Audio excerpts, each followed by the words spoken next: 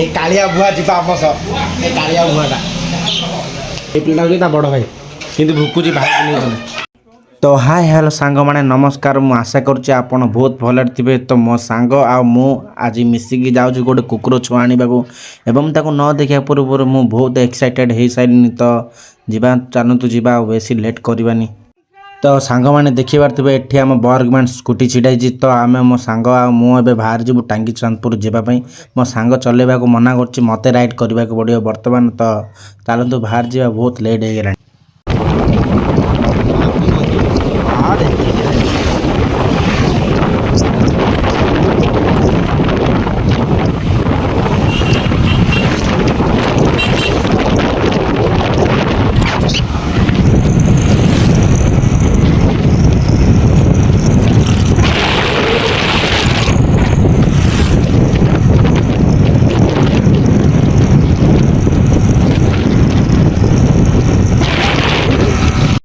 ବର୍ତ୍ତମାନ ଆମେ NH5 overbridge ପାଖାପାଖି ପଳେଇ ଆସିଲୁ। ତ ଏଇଠୁ ମାତ୍ର 5 ମିନିଟ୍ ଭିତରେ ଆମେ ପହଞ୍ଚିଯିବା। ବର୍ତ୍ତମାନ ଆମେ ଆସିକି ପହଞ୍ଚି ଯାଇଛୁ ଟାଙ୍ଗୀ ଚାନ୍ଦପୁର ପାଖାପାଖି। ତ ଏଠୁ ଆଉ ମାତ୍ର 2 କିଲୋମିଟର ରହିଲା ଆମର ଭାଇଙ୍କ ଦୋକାନ। ବର୍ତ୍ତମାନ ଆମେ ଆସିକି ପହଞ୍ଚି ଯାଇଛୁ, ଚାଲନ୍ତୁ ଭିତରକୁ ଯିବା। ତ ଚାଲନ୍ତୁ ଭିତରକୁ ଯିବା। ଏପଟ ସାଇଡ଼ରେ ଦେଖିପାରୁଥିବେ କେତେ ସୁନ୍ଦର ସୁନ୍ଦର ମାଛ ଅଛି ପାଣି ଭିତରେ। ତ ଚାଲନ୍ତୁ ଆମେ ଯିବା ଫାଷ୍ଟ ଆମ କାଳୁ ପାଖଟିକି। ତ ଏପଟ ସାଇଡ଼ରେ ବୋଧେ ଇଏ ତା ଭାଇ ମୋତେ ଲାଗୁଛି, ଆଉ ସତ କଥା ହେଇଥିବ। ଆରେ ଇଏ କ'ଣ କହୁଛି ଆମକୁ ନ ନେବା ପାଇଁ, ତା ଭାଇକୁ ମନା କରୁଛି ବୋଧେ ଭାଇକି ନ ନେବା ପାଇଁ।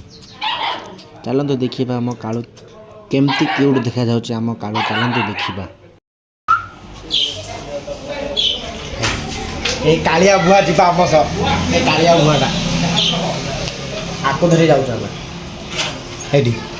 ତା ବଡ଼ ଭାଇ, ଏଇ ପିଲାଟା ହେଉଛି ତା ବଡ଼ ଭାଇ କିନ୍ତୁ ଭୁକୁଛି ଭାଇକୁ ନେଇଗଲେ।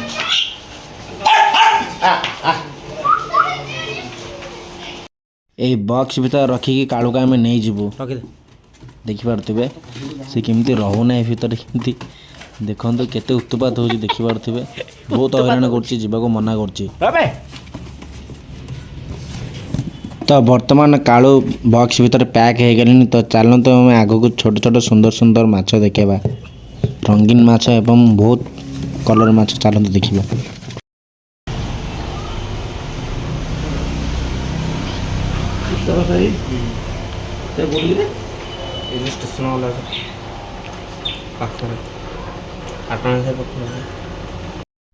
ଦେଖନ୍ତୁ ଇଏ ଗୋଟେ ଅଲଗା ପ୍ରକାର ମାଛ।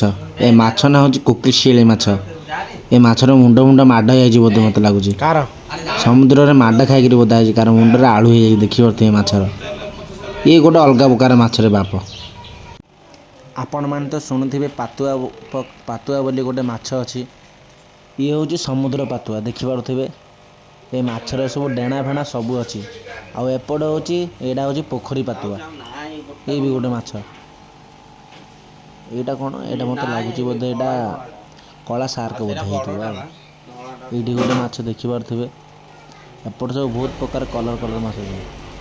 ଏଇଟା ଅଛି ଆମର କୁହ ମାଛ, ଆମ ବାରିପଟର ମାଛ ବୋଧେ। ଏମିତି ପ୍ରକାର ମାଛ ଆମ ବାରିପଟେ ବହୁତ ବେଶୀ। ଏଇଟା ଗୋଟେ ମାଛ। ଏଇଟା ମୋତେ କି ମାଛ ଭଳିଆ ଲାଗୁଛି, ବୋଧେ ହେଇଥିବ ବୋରଗ ମାଛ ହେଇଥିବ ମୋତେ। ଯେଉଁ ବୋରଗ ଶୁଖୁଆ ଶୁଣିଛନ୍ତି?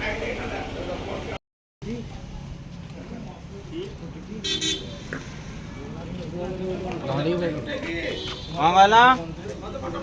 ପଠଉଛି ଫଟୋଟା ମୋ ପାଖରେ ଛାଡ଼ିଲୁ? ହଁ ପଠଉଛି।